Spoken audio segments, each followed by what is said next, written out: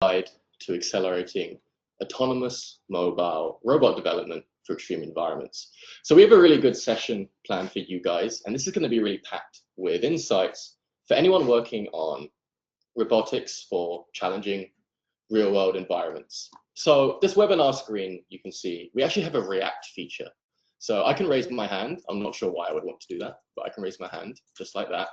And there are also emojis for you guys to be able to use. So if anyone wants to sort of test that out, feel free. And feel free to also ask. I see Sabrina, I see Andy in the chat. Anyone else, more than welcome to react. So feel free to ask any questions throughout the session. So these questions are going to be visible to me and me only. And at the very end, we'll have about 10 to 15 minutes of Q&A, which you can ask our lovely panelists. So make sure to stick with us throughout this whole webinar, because not only are you going to be learning a lot, we are also going to be giving away an assortment of Morse Micro Halo Link 1s and u-blox X20P evaluation kits throughout the whole session through polls. We're also going to be giving away a custom Gateworks development kit at the very end of the webinar. So for people who stick around, you will be entered to have a chance to win any of those prizes.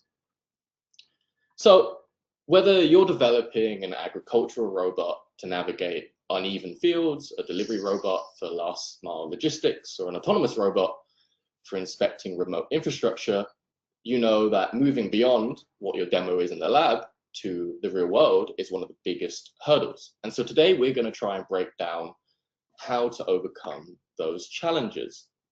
So some of the topics we're going to explore are, first of all, what are the real world bottlenecks in development?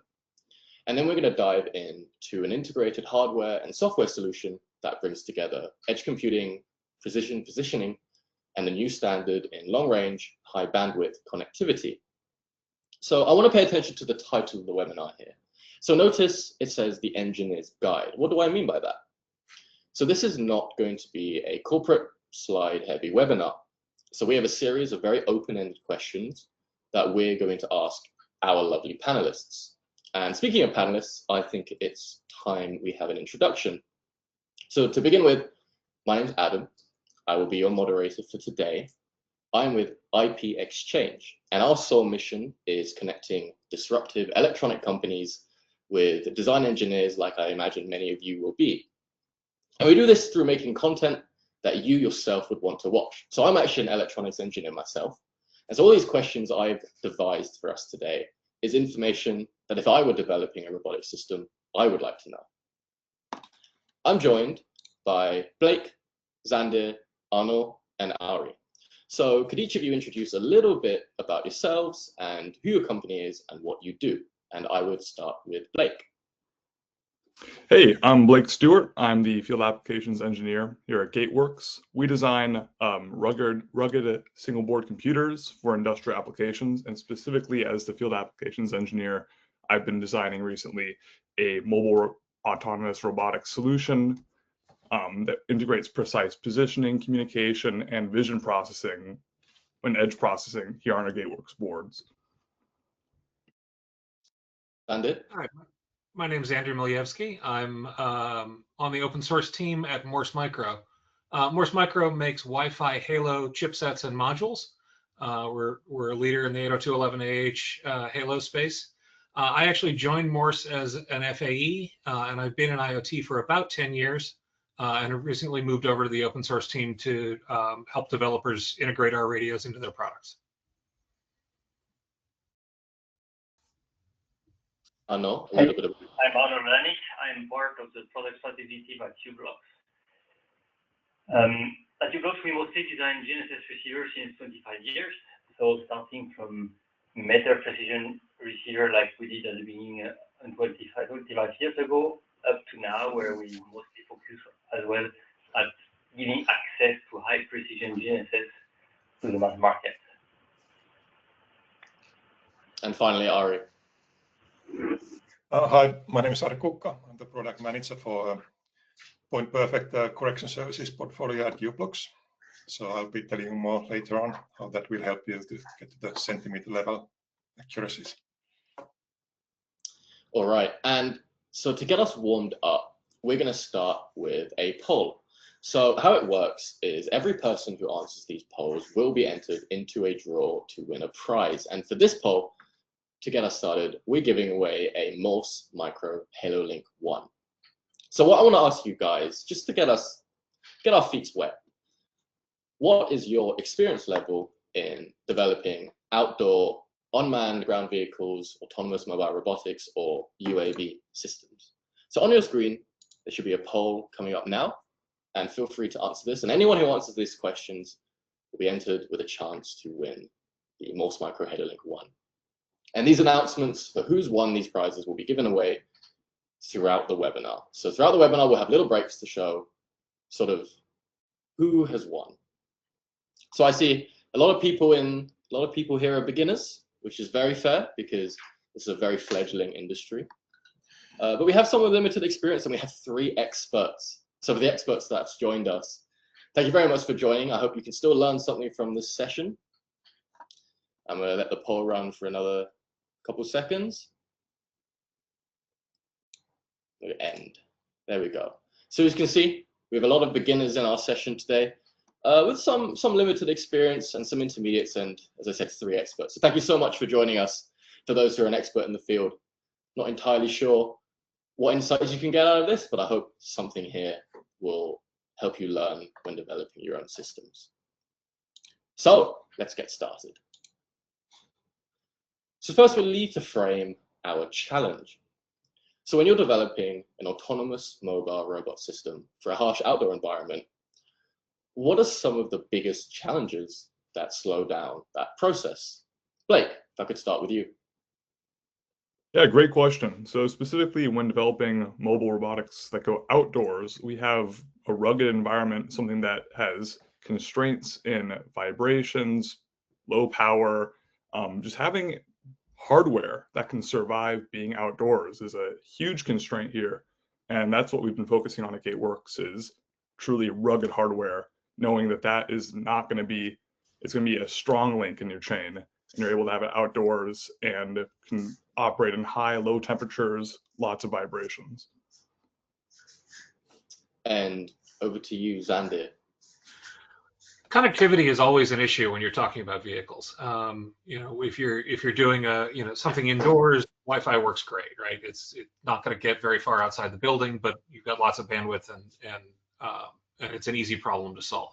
Once you get outdoors, LTE is an option. It's expensive. It's power hungry.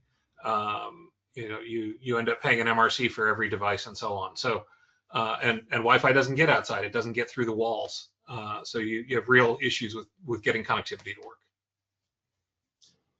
And then Ari, and I'll know it, u-blox from you. Yeah, when it comes to GNSS, I think what is really important is GNSS reliability. AMRs rely heavily on GNSS for positioning, and when you're outside, obviously you are in the right case, but you might face a situation where you will have obstruction from building, trees, or different obstacles which might degrade accuracy. So this is a key aspect. Then when it comes to high precision GNSS, it's really important to have access to correction data. And this access to correction data relies on availability of connection from the satellite or from cellular connectivity. And this is not always for granted in areas where maybe the network is limited or having limited coverage. Anything to add to that? Yeah, thanks. Just to add to Arnaud said, I think generally when you move out from the lab into the real field environment, you'll be encountering lots of different corner cases, different conditions. So you have a really big variety of different scenarios you need to be able to test your equipment with. So that can be a lot of work to cover all the different use cases and corner cases. Cool. And so we're not giving you any time to breathe because we're going to go straight into our second poll. And this second poll is related to exactly what we've just talked about. So the giveaway option for this poll is also, again, another Morse Micro Halo Link 1. And so what I want to ask you guys is, what do you find is your single biggest hardware bottleneck when you are deploying an outdoor robotic system? Is it positioning accuracy and reliability? onboard compute, reliable long-range connectivity, hardware ruggedness or integration. Let's see, I'll give you guys a minute or so just to answer that. We've got a pretty even spread so far, actually. Seems there's three options that seem to be very popular, and one not so much. Give you guys a couple more seconds to answer this. Right, I think that's good. So let's discuss. So it seems between positioning accuracy, onboard compute, and connectivity, you guys think there's a pretty even spread amongst those challenges, and then maybe about hardware ruggedness, not so difficult. Well, we're going to talk about all four challenges regardless in this webinar. So moving on, let's look at a solution which is designed to tackle the very challenges that we've just talked about. So on screen, you can see the integrated platform that we're talking about today. And so this platform was designed from the ground up to address some of the challenges that we've just talked about. So Blake, you built this yourself. Could you give us a little high-level overview of the robot? Yeah, of course. So we have our Gateworks Venice Flex board as the main brain of this robot right here. I'm integrating it with a Linux system on our Venice Flex. On top of that, we have a real-time operating system that drives motor control, and that's a very common design paradigm here is that we have edge processing and the robotic operating system running on our Venice Flex board. That communicates to the motors through a real-time system, and then we integrate all of our sensors, such as our u-blox sensor, or as our GPS, and all of our various sensors and our halow connectivity through the Gateworks board. So basically, we bring in our sensors to the Venice Flex, and then we do processing, vision processing, LiDAR, and connectivity, and then we drive all the motors after we've made those decisions on our board. And so you've been building this yourself, haven't you? Could you walk us through like how difficult has that process been, and has there been anything that's really helped you through that? Yeah, of course, it's a great question. As an engineer, you can only reinvent the wheel so much, and one of the best things about robotics development in our current age is the fact we have so much open source to rely on things that are proven to be true in industrial environments. And one of the biggest pieces that's helped me make this robot and do it quickly, I'm sure a lot of us care about quicker deployment and being sure that your foundation is great, is having both a good foundation through Linux, but also the robotic operating system. If you don't know, the ROS, or the robotic operating system, provides us a great way of taking in sensor data, integrating it deeply with the Linux system, and that makes development 10 to 100 times as fast. We have abilities to do navigation planning and talking to other servers, point clouds, all of this extra things. You don't have to code from scratch. You use foundations and building blocks as you would in industry. Thank you very much for that. So before we do a little bit of a technical deep dive into all of the building blocks behind the system, I already have some announcements to make, and these are the two giveaway winners for the Morse Micro HaloLink 1 systems. So for the very first poll, Marius Besema, I'm so sorry if I pronounced your name incorrectly. Congratulations, you will be going home with a Morse Micro HaloLink board, and all details will be sent via a follow-up email for those if you're a lucky winner. And the other winner, Adam Egbert. Adam, you've stolen my name, but congratulations. I see some claps in the chat. If you could have a clap for the winners. Don't worry, there's still 3 more polls in the webinar, so plenty of chances. We haven't even got to the u-blox giveaways yet. Awesome. So let's have a little dive in. So for any mobile robot, the most fundamental question it needs to ask is, where am I? And without a precise and reliable answer to that question, nothing else actually really matters. So let's begin with positioning. Unknown RE u-blox, as I just said, a robot that doesn't know where it is not very autonomous. So tell me, how does the u-blox module in this system combined with a service like Point Perfect, solve some of the accuracy challenges that we see when operating in a complicated environment? As I previously mentioned, I think in GNSS challenges, the most common challenge is really to keep the accuracy at the top level. And to keep this accuracy, we have receivers like ZF9P, ZX20P, which significantly reduce multipath errors. These errors are common in urban canyon, forests, and any environment next to reflective surface. And thanks to our receiver using multiple bands, we are able to distinguish signals which are direct from indirect and improve accuracy, reliability, and stability of the position. Another important aspect is availability, because when you are, for example, in urban canyon, every time you move or every time you turn, you will have a different view of the sky, which makes availability extremely important. And our receiver are able to handle any constellation, so any satellite visible in the sky will be of use to our receiver. Another important aspect is that our receiver are integrating algorithms like RTK, PPP-RTK, which allows the usage of correction services to get down to the accuracy needed and allow users to get rid of usage of local base stations, which makes the work much easier in environment where you have a lot of obstruction. I think the last point I would like to highlight as well from our receiver is when it's getting really difficult, our receiver are always giving the user or the application and information regarding the environment. If the receiver is facing a situation where jamming or spoofing attacks are seen and it starts to struggle, the application is informed about the situation and is able to react and take decisions based on the feedback of the receiver. So these were for me the three key parameters I wanted to highlight when it comes to addressing challenges in a complex environment of AMR. And so Ari, tell us a little bit more about this Point Perfect service. How does it work and what does it actually mean? Certainly, thanks, Adam. So knowing your location on Earth within a few centimeter accuracy, it's actually quite challenging task.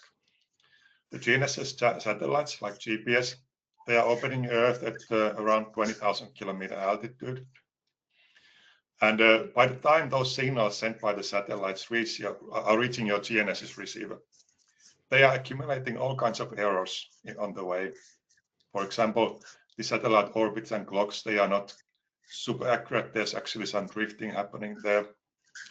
When the signal goes through the ionosphere and the troposphere layers in the atmosphere, there's various kinds of errors and delays added to those signals. So together, all these errors can actually mean that your position can be up to several meters off when calculated by even a high-grade GNSS receiver. So to help the receiver overcome these kind of errors, what our Point Perfect service does is we operate a very large fleet of fixed reference stations around the Earth, up to several thousands. And we get those stations are listening to these very same GNSS satellite signals. We get all that data into our servers, and by running some very clever algorithms, we generate a stream of corrections data that can be sent to your GNSS receiver. So utilizing this correction data, your receiver can mitigate these errors introduced to the GPS signals. And with that, you can actually reach this centimeter level accuracies anywhere on Earth. So that's in a nutshell what Point Perfect does. We provide you this data to help you get to this centimeter level accuracy. And so let's say I'm using a u-blox module in my system and I'm using it in an environment where I've got walls around me and I've got various sort of environmental conditions that mean it's actually really difficult for me to have a lock to a GNSS satellite. How does your module sort of maintain that connection despite these environmental obstacles? This goes to either of you, Ari or Arno. Well, this is what I was trying to highlight a little bit is we do support any frequency coming from satellite as well as any constellation broadcasting this frequency. So let's say we have the capability to adapt to the situation and we survive and live with the signal which are available to the receiver. I think this capability allows us to track I mean, on top of your head, you have maybe 100 satellites with all constellation combined, or a bit less probably. But we will be able to track and give you a good position based on what is available on top of us, because we support all kind of constellation and all frequency from all the satellites. So I think it's really the key aspect which allow resilience in such environments. Thank you, guys. Just before I then move on to the next section, I just want a quick reminder that you can actually ask questions throughout this session. So I'm going to be the only one who gets to see them. So you don't just have to wait to the Q&A section. I already see a couple good ones, so just a quick reminder. Awesome. Well, Xander, now we have a robot that knows where it is, but you actually still need the robot to communicate reliably with a host over a long distance. Most of our attendees will probably be familiar with standard Wi-Fi. I would hope you're watching this on Wi-Fi. If you're on data, I hope you have a good data plan. But many of them will probably not have heard of Wi-Fi Halo. So could you introduce us into this new standard? Yes, absolutely. So Wi-Fi Halo is the most important thing about it is that it is Wi-Fi. It works exactly in the way that Wi-Fi does from a networking standpoint. As the Wi-Fi standards have been advancing, Wi-Fi 6, Wi-Fi 7, starting to hear buzz about Wi-Fi 8 now, the focus on those newer standards have been on higher and higher bandwidth, and that comes at a cost of shorter and shorter range. Wi-Fi Halo is progressing Wi-Fi in the other direction. We're concentrating on range, less on overall throughput. We're not trying to set any bandwidth records. What we are just trying to do is set range records. So we do that by running on 900 megahertz spectrum. And the advantage to 900 megahertz is that it gives you much better building penetration. So you can get through walls, you can get through concrete structures, you can foliage to some degree. And so you get ranges that are, not tens or possibly 100 meters, but you can get reasonable multi-megabit throughputs out to a kilometer or so, even when the access point is inside the house or inside the structure. So it's a different model. It is, but at the same time, it is Wi-Fi. You still have WPA3. It's still IP. You don't need a gateway. It's actually an Ethernet-like IP transport all the way out to the edge. And because you have that additional bandwidth over some technologies like, say, LoRa, we're not going to have the ultimate range of LoRa, but we have orders of magnitude more bandwidth. And so that lets you do things like use point perfect and get that correction data out to a device in the field. It lets you do firmware upgrades remotely. It lets you bring back LiDAR point clouds and analyze them, in the cloud or on a server somewhere. We're seeing a shift in IoT. IEEE has started talking about IEEE or IoT 2.0, which is based on putting AI out at the edge, being able to feed more advanced, larger amounts of data in and out of the device, and equally dependent on the security protocols. Because we're IP, you could run TLS. We have WPA3, as I mentioned. If you can't trust your sensor data, if you can't authenticate that connection, how are you going to make decisions based on data you can't trust? So it brings a lot of conventional IP networking to a longer range environment. And it does this, this is all a private system. It does this without the expense of an LTE MRC for every device. You don't have the power consumption of the radio, et cetera, or of an LTE radio. And so, as far as I'm aware, Wi-Fi Halo uses generally in the sub-gigahertz range. So could you tell us a little bit about what that means? I know you've touched on range already, but what that means also in terms of like power consumption and signal penetration if we're in, like a difficult environment. Yeah, absolutely. So it is sub-gigahertz. In the Americas and parts of Asia, it's 902 to 928. There's different spectrum available in Europe, and some new spectrum coming along in Asia. And being sub-gigahertz means that your signal penetration through solid objects is much better. So it'll go through a concrete wall. It'll go through drywall.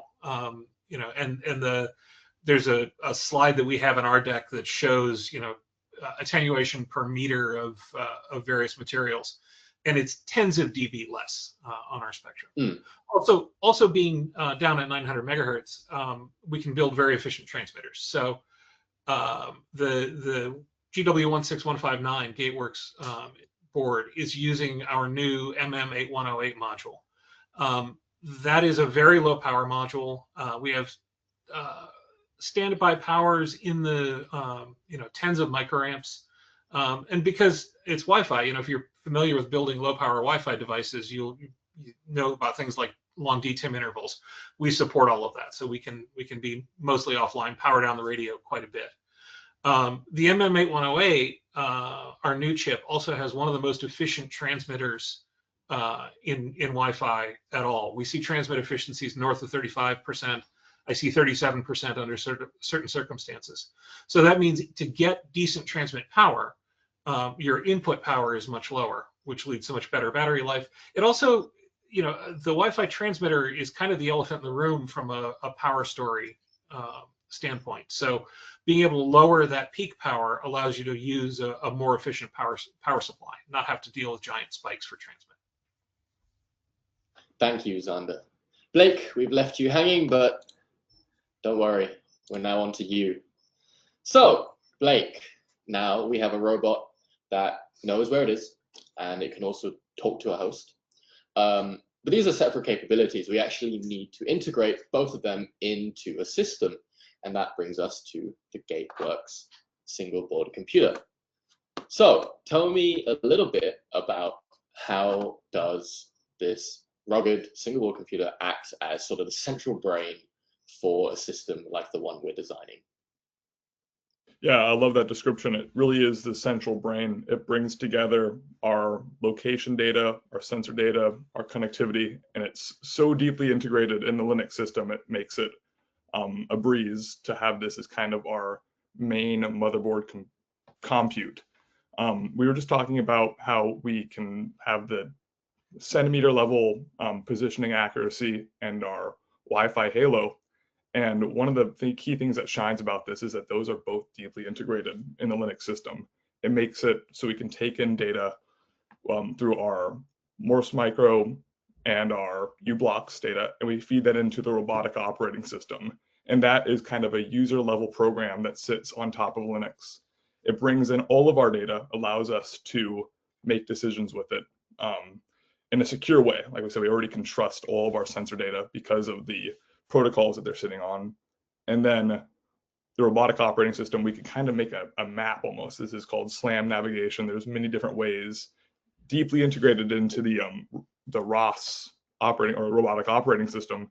And then after that, our central orchestrator, our rugged single board computer, then talks to a motor controller, which handles all precise movements and everything like that.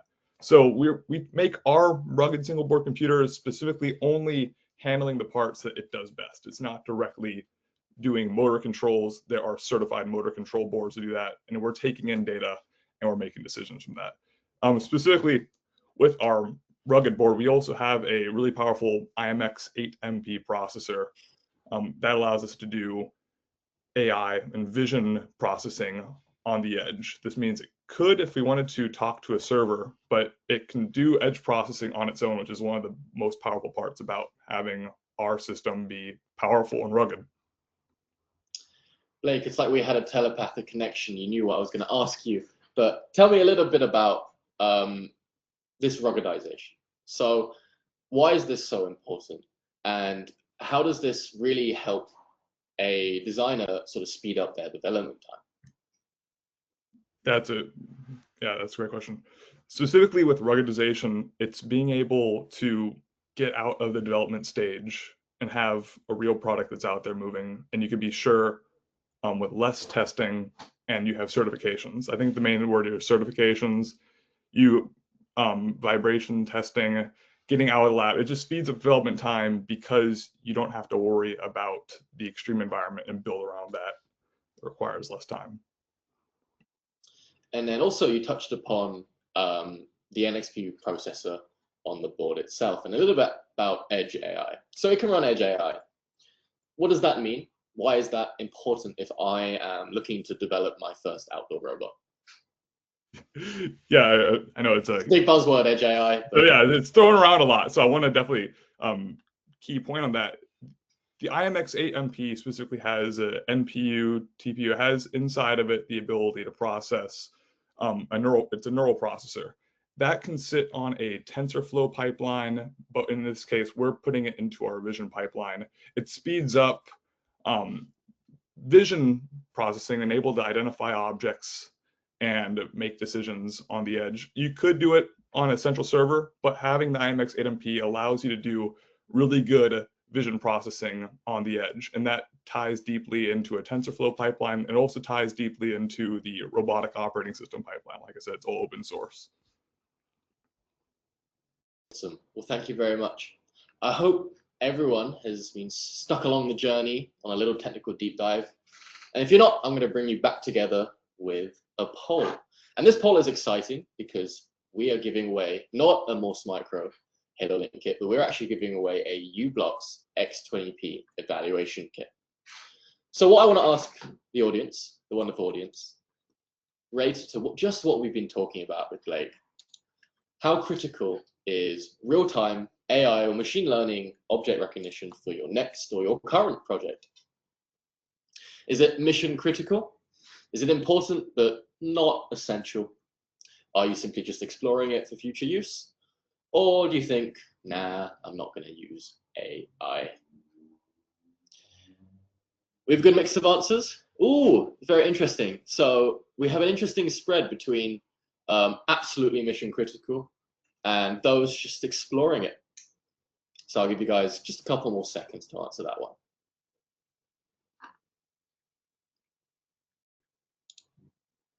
All right, I think we've got our results. Let's have a little look at these. So 35% of you think it's mission critical. Wow. And interestingly, a smaller proportion thinks it's important but not so essential. And obviously, people are exploring this for future use. I'm very interested in the 4 people who think AI will not be useful in their next project. On what projects you guys are working on. Awesome. Well, we will do a giveaway on who has won the u-blox evaluation kit in a little bit. Before we do that, let's move on to our next section. So we've looked a little bit about positioning, about connectivity, and about sort of the compute system that ties everything together, but in isolation. So now let's try and put everything together and discuss the system as a whole. So integrating a system is usually where projects slip on timelines and cost. What does it take to make all these different subsystems with gnss positioning, Wi-Fi halo, and the system vNix Flex SPC behave as an actual single cohesive unit? So how these are going to work is I'm going to ask this question to the whole panel. We're going to have a discussion about what we think. So the first thing I want to ask the panel is, what are the biggest risks an engineering team faces if they choose to integrate and design components themselves versus using a pre-integrated, pre-certified solution, as we've talked about here?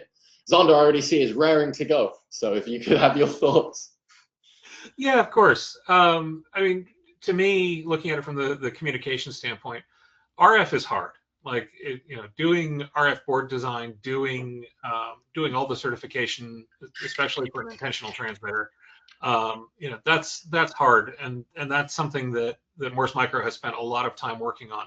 Beyond just developing the Wi-Fi chips, we develop them into modules that are 50 ohms at the edge, ready to go to an antenna, and so all of that RF integration work is done in a number of regulatory domains. We have the certification already done for you. So if you use the antenna we certified with, and we give you a couple to choose from, then you're good to go, and you don't have to go spend a lot of time in the lab doing RF certification.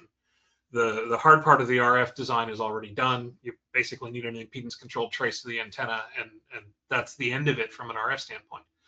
Trying to do all of that, going chip down, starting with a transceiver chip, building the right power supplies, managing all of the RF at the chip level is a huge risk if you try and do it yourself. Everyone wants to save just that little bit more by going chip down, but it's a ton of engineering work. And then I know I see also you were ready to answer that. Do you have anything to build off what Xander said?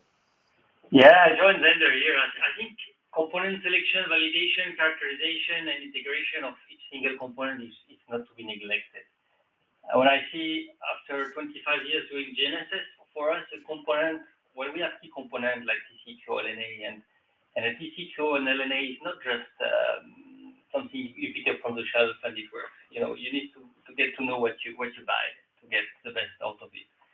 And this is something you get by doing what you use to do the best and where you bring values. So I think it's important for each customer, for each company to really identify what are they good at, where can they bring value, and focus on that, and the rest really consider to buy rather to make, because when you buy components from us, or I guess from Morse Micro, you really get something where which is full of expertise, which is full of knowledge, and if you start to do everything yourself, you accumulate the risk at each level that your project runs over time, or that even your project runs out of cost. So it's really as well a question of minimizing risk to buy rather to make, keep costs under control. It's less risky when you buy it. And my other question is, what does truly effective software support actually look like for a complicated robotics project? So if I can start with Ari. I think. Thanks, Adam.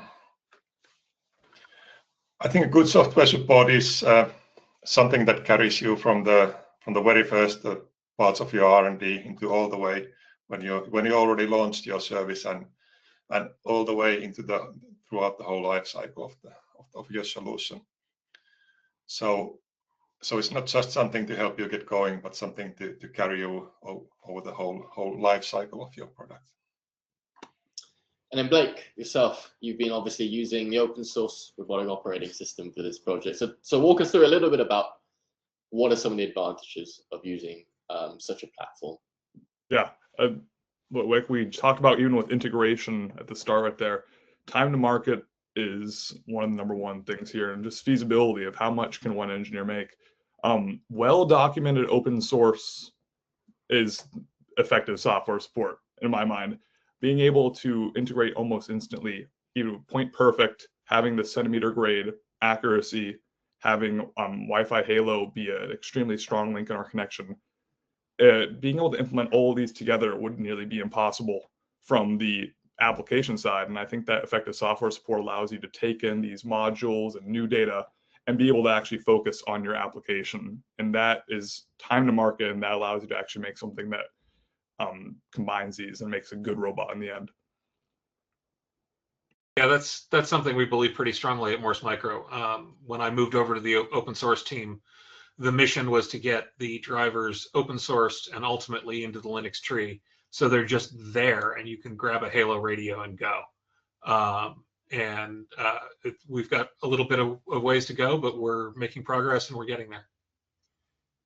That's made it magnitudes easier to implement quickly, having things that are in the tree and being able to use the Linux system. Glad to hear it. Awesome. Well, I have another poll for you guys, but before we talk about the next poll, I need to announce the winner of the u-blox X20P evaluation kit from our previous poll. I'm so sorry if I butcher this pronunciation. Jackson Schrampfer, well done. You have won the X20P evaluation kit. We can get some claps in the chat. Awesome. I wonder what you will do with that. And our fourth poll I want to ask you guys is what your primary development environment, if I can get the poll up, what your primary development environment is for robotic applications. Just give me a second. There we go. So is it the robotic operating system? Is it using C++ or Python? I'm personally a bit of a Python merchant myself. Is it MATLAB or Simulink? I really hope not, but you know. Or is it another platform? Unsurprisingly, I think C++ and Python is very popular. Actually, we have quite a lot of hits on ROS. So I think you're in familiar territory with Blake. Let me just give a few seconds just to answer that. Awesome. I think we are good. So most people use C++ or Python. I think that comes to no surprise to all of us. But actually a surprising amount of people use the open source robotic operating system. So I guess our attendees are ahead of the curve. The 2 people using MATLAB or Simulink, well, and then 9 people are using another platform.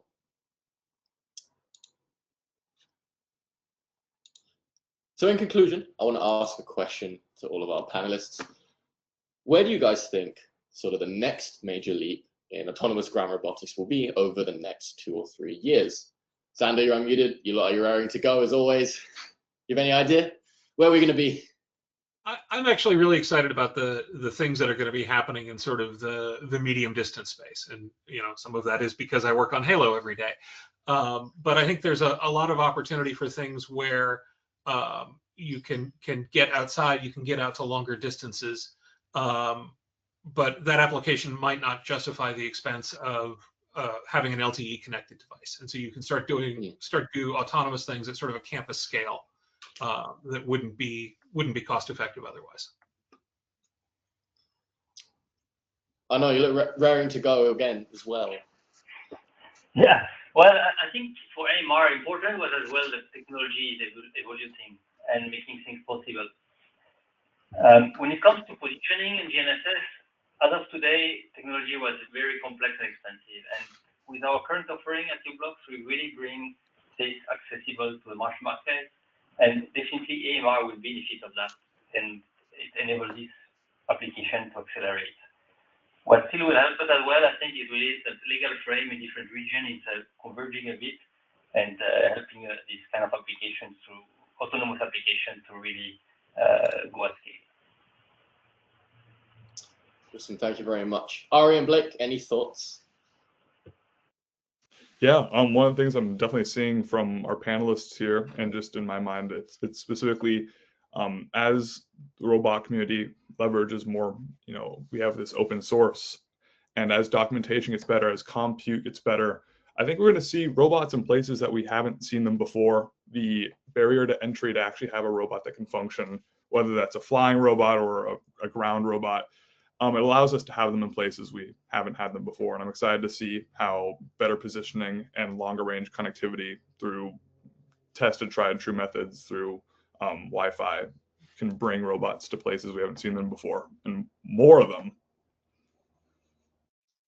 I'm kind of echoing what my colleagues here are saying, but we're already seeing a pretty fast change with the high precision becoming used more and more in not just the very high-end systems, but also in a kind of more large-scale mass market applications and business cases. And I believe this transformation will go on even faster with these kind of autonomous robotic solutions becoming more and more widely used. And just like Arno said, by being able to bring these kind of price points lower, we can enable whole new kinds of applications to enjoy and benefit from this kind of centimeter level positioning. I believe that will enable a lot of new applications going forward. Thank you, everyone. So, just a little recap. We've seen how this integrated platform can help solve challenges and speed up development across compute, positioning, and connectivity for your next project, potentially. So we've seen a couple of examples about how 3 cutting-edge technologies are helping to actually finally deliver the promise of long-range, high-bandwidth performance, which is needed for the next-gen intelligent autonomous systems. Before we get to the Q&A section, I first want to announce the winner of the 4th poll. So winning another Morse Micro Wi-Fi Halo kit, Albrecht. Oh, I'm so sorry if I pronounced that wrong. Albrecht, well done. We can get some claps in the chat for him. Again, we'll be in contact after the webinar. And this actually launches directly into our 5th and final poll of the session, and this is for the X20P development kit. So I want to ask you guys, what do you think your estimated timeline is for starting a new outdoor autonomous robot system, unmanned ground vehicle, even unmanned aerial vehicle. Let me just get this up.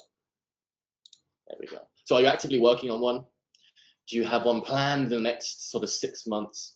Maybe a bit of a longer time frame, or are you just doing some research? We welcome people anywhere along the development pipeline. Let's have a look. So we've got a healthy split between all of these answers. So we've got quite a few people actively working on one, and some sort of in 0 to a year, and some just researching. So I'll give you guys just a couple more seconds to answer that poll. Awesome, I think we're good here. So 13 people are actively working on a project, very exciting. And we have 6 and 9 people respectively working on a project in the near future, and then we have about 18 people just doing some research. So I want to thank all of our panelists for joining me today. And before we get to our Q&A section, I want to ask a final question to each of our panelists. So in just a sentence or two, if you could give one piece of advice to an engineer who's starting a new autonomous mobile robotics project, what would it be? And I'm going to start with Xander. Don't reinvent the wheel. At this point, there are module vendors, integrators like Gateworks, where you have a set of very complex, very high-level building blocks that you can use to put together something that is specific to your application without getting lost in the weeds of how do I make a radio work? How do I make vision work? There are really wonderful tools available both in the hardware realm and in the software realm, in the open source world, that let you very quickly integrate a very advanced solution. Arno? Yeah. Well, I think it's, I joined Xander. I think it's really important. Think about where you bring value, where you bring your expertise, and the rest. Go and look for brands like us. We know what we do. We know where we bring value. We really believe we do it well. We want you to benefit of what we offer you. So put your effort, energy into what you know you will do the best and solve and address problems. Ari? I'm kind of repeating my friends here. So I hear a lot of our customers speaking about the time to market, how important it is for them to get the ready equipment into the hands of the customers as soon as possible. And just like Alexander Arno said, using pre-integrated solutions can really save a lot of time in that development process. And then obviously last, but definitely not least, Blake. Yeah, more reiteration here is leveraging your foundation. Reinventing the wheel is not going to help you get to your application faster, and it's already made and it's already great. So don't reinvent the wheel. And I actually have a contribution here from the audience, not a question, from Andrew. Andrew, he says, best hint for a beginner engineer, read and write good documentation. So awesome. All right, well, everyone who attended today is also going to be entered into a draw for our grand prize, and this is a full Gateworks development kit. This includes a Phoenixplex SBC, very similar to what you've seen on the robot already, and this will include the u-blox module that we've talked about, as well as the GW16159, based on Morse Micro's MM6108. And this is also going to include any accessory cables you could need, and as well as documentation, which I believe, Blake, you are actually writing, on the wiki soon to explain how to get started. So anyone, the lucky winner of this system, will have a fully deployable solution that they can bring to market. Before I start Q&A, I want to quickly announce the winner of our 5th poll. So this winner will get an X20P development kit, and this is Dominic Huber. So if we have a couple claps for Dominic, well done. You've just won yourself a development kit. And so we have about 10-15 minutes to ask our lovely panelists questions. And as you can also see on this slide, and this will be on a follow-up email as well, we have a QR code you can scan to have a free trial of u-blox Point Perfect service. So feel free to scan that on your phone if that's something you're interested in. So we have a bunch of really good questions. So let's start with u-blox. So I've got a couple questions which all pertain to coverage. So if you guys could give a little bit of an insight into what the coverage looks like for South America, for Asia, for East Europe. Are you guys global? What does that look like? Thanks, Adam. I can maybe take that one. So today we offer a portfolio of different services, and those services have a bit of different characteristics, different performance points, and also a bit different coverage. Today we offer services in kind of full continental Europe, mainland USA. In South America, we are expanding very fast in Brazil, Argentina. We also provide coverage in some of the Asian countries, Japan, Australia. Now, next year, importantly, we'll be launching a whole new correction service that will be called Point Perfect Global. Like the name says, that will actually provide a full global coverage. So that's something we are very excited about. And also, again, for those at u-blox, is Point Perfect available only via the internet, or can you also obtain corrections via L-band? Today, Point Perfect, it's available mainly through internet in South America, where we know a lot of customers operate on the remote areas outside cellular. We also do provide L-band broadcast. The Point Perfect Global to be introduced next year, that will also be supporting satellite broadcast later on. Thank you very much. Xander, couple directed at you. So, what is the throughput capacity of Wi-Fi Halo? So can you, for example, stream telemetry and a video? Does it implement full duplex communication?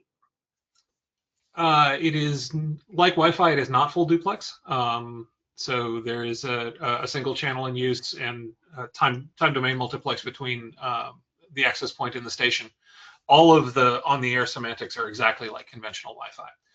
In terms of bandwidth, the MM8108 supports up to MCS 9 at an 8 megahertz channel width in the Americas and in parts of Asia. So that maximum throughput is a 43 megabit PHY rate. That translates to about a 30 megabit TCP throughput, but that's at close ranges. The numbers that are more realistic, outdoors at a kilometer, you'll see 4, 5, 6 megabits. We did, we have a number of videos we've done that are sort of the ideal circumstance things. The one that is not ideal circumstances was we actually did a video call at Ocean Beach in San Francisco over 3 kilometers of beach. And so it was a couple of megabits, but it was enough to support a video call. So yeah, telemetry is easy. Video from an autonomous vehicle is certainly possible. Point clouds are much easier. Thank you. And also one for you, Blake. So why would you use an SBC running Linux with ROS2? Why wouldn't you just use like a really simple system based entirely on like an RTOS? Yeah, in this case, we're leveraging a RTOS and allowing the RTOS to handle all the motor controls, but having our system leveled up and running on Linux allows us to combine and all these sets of data streams and use open source and deeply integrated processing techniques. And also what the robotic operating system allows us to do, edge processing. That's decision making that typically would be done on an external server.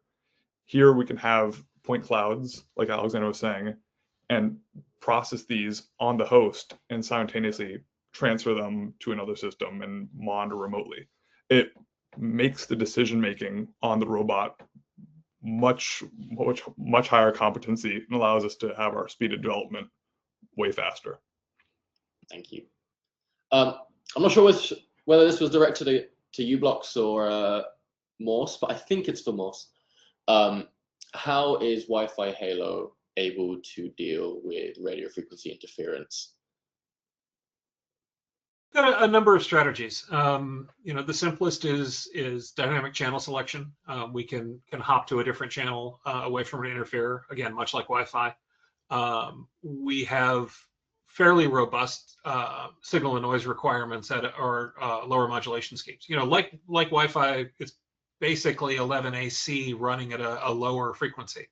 So it's OFDM. We have a number of modulation encoding schemes that we can shift down to in a case where there's interference, avoid the channel, drop out subcarriers. There's a whole range of interference mitigation available. Thank you. And for Morse, is there future GLONASS support for the ZED X20P? Say it again, sorry. Is there future GLONASS, GLONASS? I believe it's the Russian equivalent of GPS. Yes, we will support GLONASS as we will support GLONASS. We did support GLONASS and we will support GLONASS. On the next release, we will bring the support back.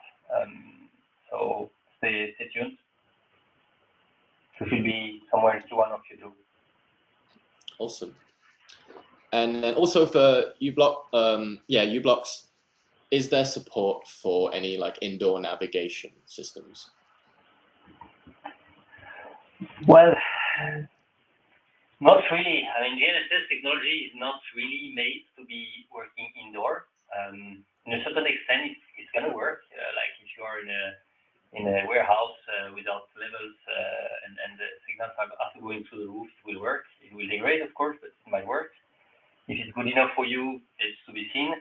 But it's not per se made to be working indoor. So you typically want to fusion it with different technologies if you really want to address the indoor use case. So with IMUs, cameras, any kind of sensors. Yeah. If you want to look for a solution, you can get in touch with us. We can help you to find partners which are addressing this kind of use cases. Thank you. And one from Morse. So how secure is Wi-Fi Halo?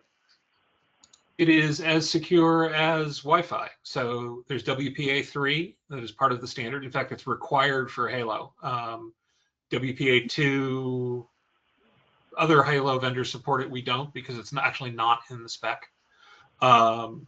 So that's AES encryption of the data. All of the security that comes with WPA3. And because it's IP, because you have bandwidth available to treat it like an IP connection, you should be running TLS over the top of that. So it is as secure as any other Wi-Fi connection, and frankly, you're getting very close to wired equivalent security. And also another one for you, Xander. Yeah. Does bandwidth correlate with the distance between antennas?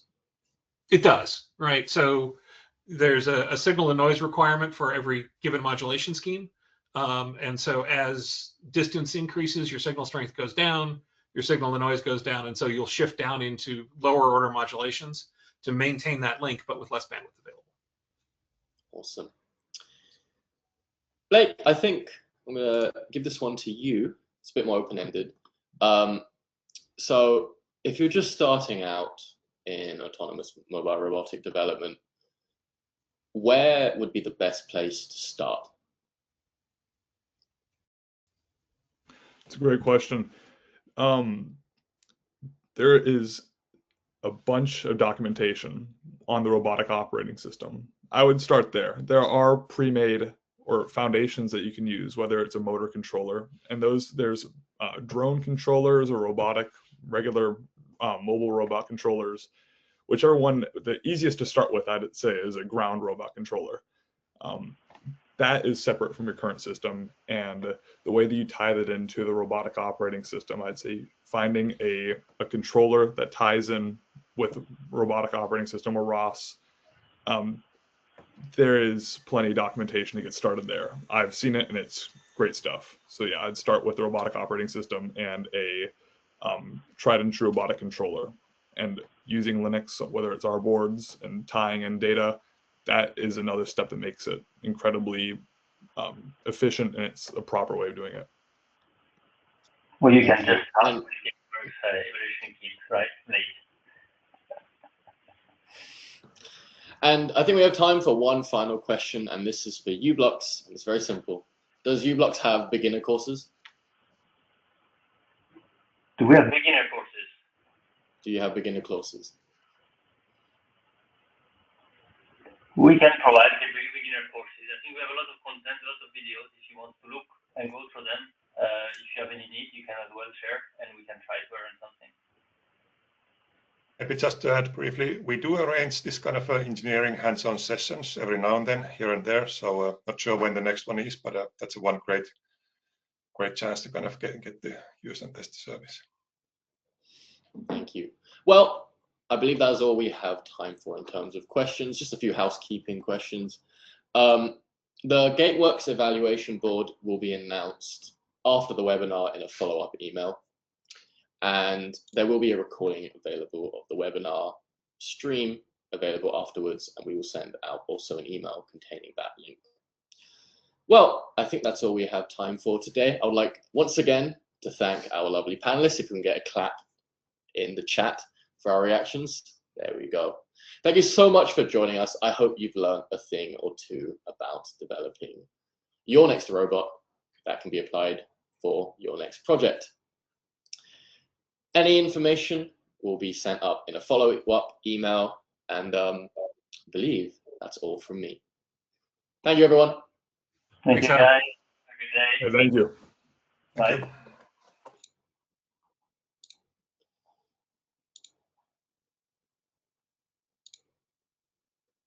That's all.